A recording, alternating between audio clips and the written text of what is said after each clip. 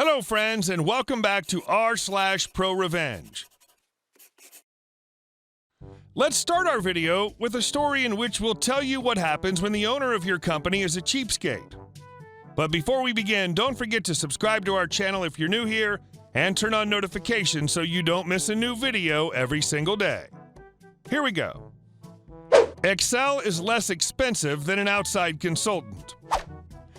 Way back in 2007-2008, I had a job that used me as a jack of all trades, but the majority of my duties were to do some reporting and analysis for the owners/managers. Before I started, the in-house systems cranked out the reports in separate spreadsheets and were emailed to the management team, who looked at them on actual printouts and correlated the data as best they could. They finally decided to hire someone to do that, me, and being the product of my generation that I am, I decided to just do it electronically through Excel by way of pivot tables and lookups. That's what I knew and had access to. I was able to crank these reports out inside a couple of hours when it used to take them days to get half of what I had. But the important thing to know here is that I did this on my personal laptop since the company was too cheap to invest in something as simple as Microsoft Office, or whatever it was called back then. I really didn't mind using my own laptop, and no one ever gave me grief for it, but I tried to convince the management team several times to just spend a little bit of money and get Microsoft Office. I do demos of the different programs, Excel, PowerPoint, Word, etc., and everything they could do with it. They were always interested in it, but the owner was an absolute cheapskate when it came to spending money and always said no. He finally told me to just keep doing my job and never bring it up again. Yeah, okay, sure thing, mister. Well, as the story usually goes, I was let go due to the recession, and the owner and his kids thought that all my knowledge/how-to was on my work computer, so they never had me train the guy inheriting my duties. A few months go by, and I get a phone call from cheapskate owner. He was offering to hire me back part-time to do my reporting/analysis tasks, but I'd have to do it at a 40% pay cut. I decided to bite my tongue instead of telling him to kick rocks, and just informed him I already had a full-time job and didn't want to give up my limited free time for that little of pay. Thanks, but no thanks. He called twice more and made the same offer, only for me to give the same answer. Finally, he asked me what it would take for me to do the job.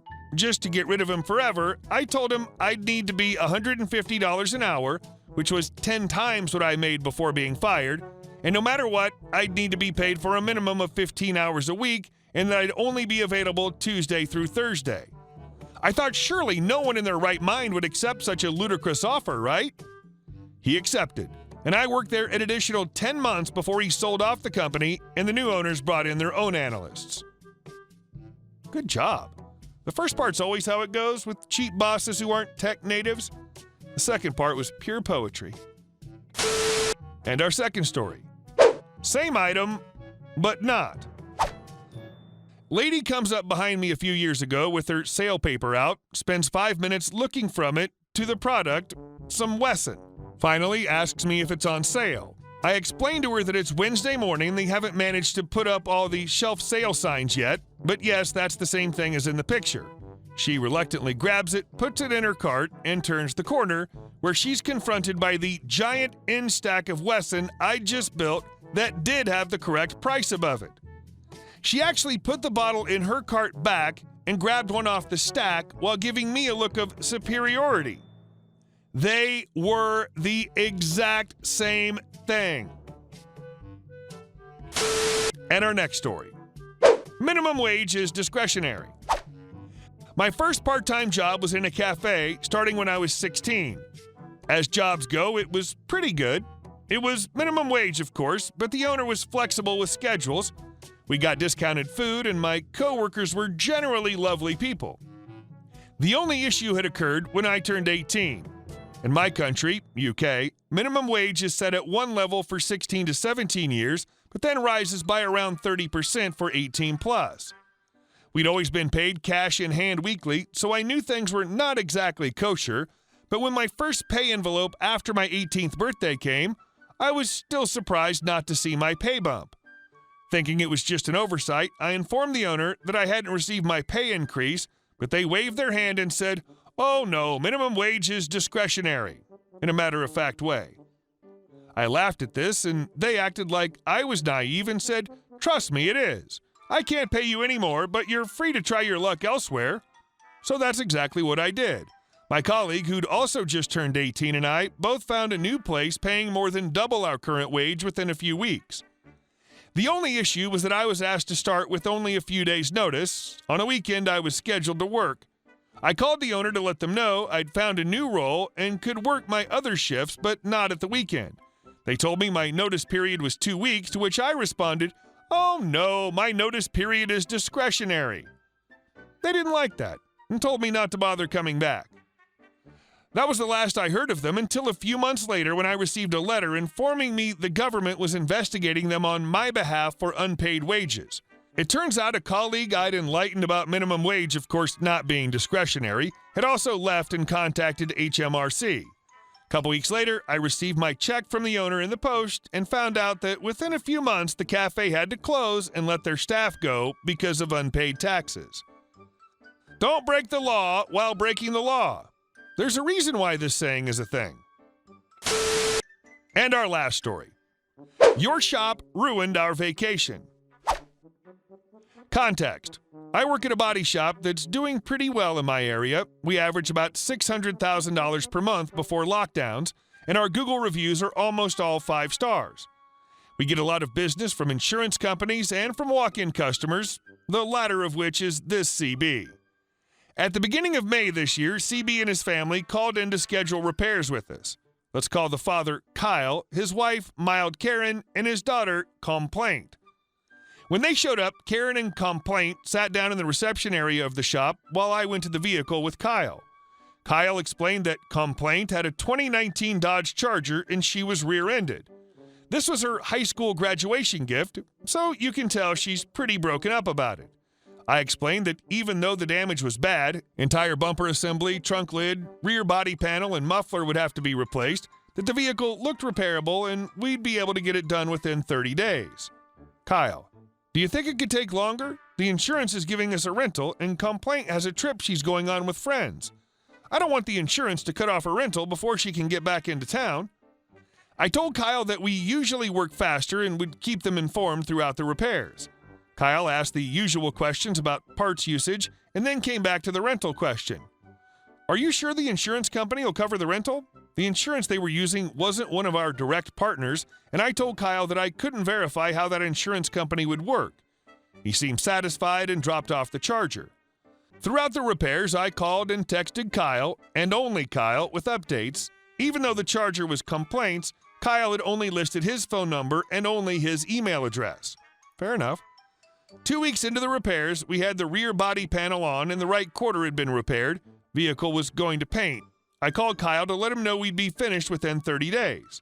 Kyle: "Thanks for the updates. However, Mild Karen and I are going out of town for our vacation. I don't want Complaint to have to pay for a rental while we're gone. Can you push back the repairs by a few more weeks? Let's say to the end of June?" I told Kyle that I wouldn't be able to push back repairs that far, but we did have some big jobs in the shop for our partner insurance companies.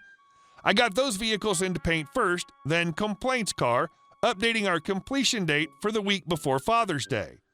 Kyle stopped answering calls or responding to texts as the completion date approached, but I still sent texts and left voicemails. We finished repairs on Monday, June 14th, sent a text, and called. Kyle opted out of text and stopped answering his phone calls for the rest of the week. Sent emails without response. Insurance company called our shop multiple times about the rental, and I continued to tell them we weren't yet finished. Finally, the adjuster decided to cut off the rental this past Friday because it shouldn't take more than a month to do the work you're doing. I called and emailed Kyle as a heads up. Still no contact. Just in case Kyle showed up on Friday or Monday, I had the car re-washed both days and vacuumed again. Kyle, Mild Karen, and Complaint showed up yesterday, PO'd to the highest degree. Mild Karen sat in the reception area while Kyle started yelling. Complaint whined the whole time. Kyle: "The insurance is charging my daughter for the rental after Friday. How could you do this to us?" Complaint: "They didn't even wash the car. It's colored in pollen." I had our detail team take the Charger back and wash it off, probably for the 4th time. Complaint: You call that clean? I took the car back to detail. The guys grumbled because there wasn't a speck of dirt outside or inside, but they washed it again and vacuumed again, put more new car scent inside the car. I drove it back to Kyle and complained. Kyle, why are the brakes squeaking? Me, probably due to wear and tear. Is it clean enough? Complained. Why didn't you take it to a professional detailer? Me, the insurance company doesn't pay for a professional detail. Kyle, well, your shop should be able to use all that money you make to pay for detailing. And for new brakes. Kyle walked up to the tires that had just been cleaned and were glossy black, and my daughter's tires are almost bald. Who's paying for that? Me, the insurance company isn't covering the tires or brakes. We didn't have to touch the suspension or tires. Kyle, I can't believe this. You all completely screwed us over. Now I have to replace brakes, tires, and pay for the rental? We sat in the reception area for well over 2 hours. Receptionist called the insurance adjuster, who confirmed that he wouldn't pay for the rental beyond this past Friday. Adjuster laughed when I asked about brakes and tires. Kyle still wanted the shop to pay for the brakes and tires. I said we wouldn't, and he demanded the GM. Kyle, my daughter's tires are bald, her brakes are squealing, and her car's dirty. Your shop makes plenty of money. I'm sure you can all cover. GM, I have other costs to cover, so unless it's something we caused, there's no way we made your tires go bald or wear out your brakes. And no. As for cleaning, I'm not spending more time or resources on cleaning your daughter's car after 4 or 5 free washes. Have a nice day. The rare story that makes you side with the insurance company. Hey guys, thank you all for watching the video. I'll see you in the next one.